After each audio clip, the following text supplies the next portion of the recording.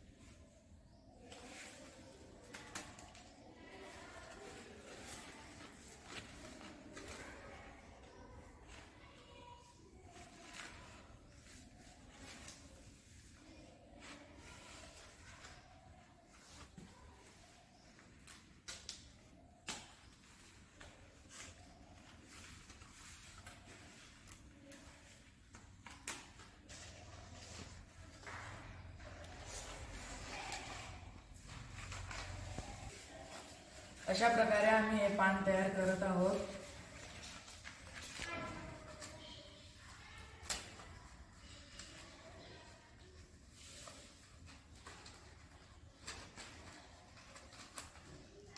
हे पान जोडण्यासाठी आम्ही लिंबाच्या काड्यांचा पण वापर करत आहोत.